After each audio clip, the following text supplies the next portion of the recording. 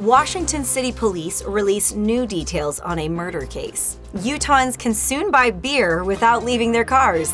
And your daily weather forecast with highs, lows, and everything you need to know for the days ahead. You're watching St. George News at 5, brought to you by our studio sponsor, We Win Injury Law. Good afternoon, I'm Monica McLaughlin. The Washington City Police Department released new details about their investigation into the death of a woman in a vacation rental north of Washington Parkway. Here's a closer look at the latest on the investigation. A disturbing discovery in Washington City has launched an active police investigation. Washington City Police responded to a vacation rental on North Bellow Alley, where cleaners reported finding a deceased woman inside.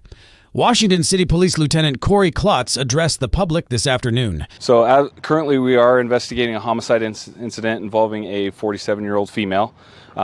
She visited this area about 3 days ago with two other people. Those people have now left the area in a rental car that was rented by our victim. They are considered to be persons of interest. We're not calling them suspects at this point, but we need to speak with them as we know that they have some involvement with our victim. The body was discovered by a cleaning crew shortly before noon Sunday, and the woman was found with multiple stab wounds, so the death is being investigated as a homicide. Police say there is no threat to the public at this time. More details will be released as the investigation continues. Utahns will soon be able to add beer to their online grocery orders and have it delivered right to their car. Governor Spencer Cox signed SB 328 into law Monday, allowing curbside beer pickup starting May 7th. The new law also permits straw testing by bartenders to check cocktail quality and creates a liquor license exemption for state land at Point of the Mountain, similar to downtown Salt Lake City's entertainment district. Let's take a look at your daily weather forecast brought to you by Casablanca Resort and Casino. In St. George, it's currently 86 degrees with mostly clear skies expected overnight and a low of 54. Tomorrow, it warms up a bit with a high near 86 and an overnight low of 54. Mesquite is feeling warmer already at 90 degrees with a low of 60 tonight. Temperatures will climb even higher tomorrow, reaching 91 degrees with a low of 60 to follow. And in Cedar City, it's cooler at 70 degrees right now. Expect a low near 43 overnight with a pleasant warm-up tomorrow with highs around 72 and a low of 48 tomorrow night. Now we'll head over to Tyler Todd for your weekly injury law review. Hi, I'm Tyler with We Win Injury Law. After a car accident, understanding local traffic laws can make a big difference in protecting your rights.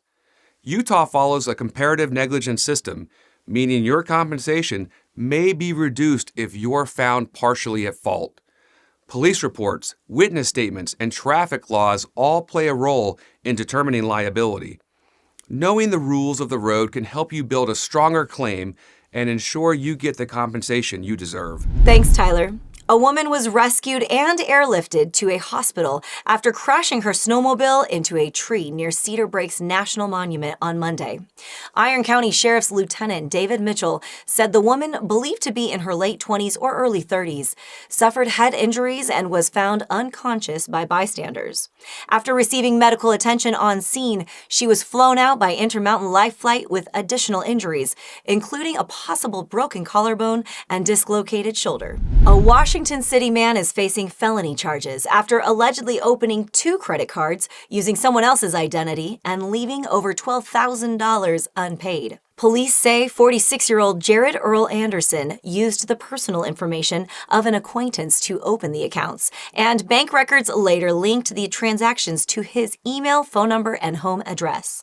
Anderson was booked into Washington County's Purgatory Correctional Facility and formally charged with multiple counts of identity theft. Thank you for watching St. George News at 5. To learn more about our studio sponsor, We Win Injury Law, go to wewininjurylaw.com. I'm Monica McLaughlin with St. George News, your #1 source for local news. This has been St. George News at 5, brought to you by We Win Injury Law.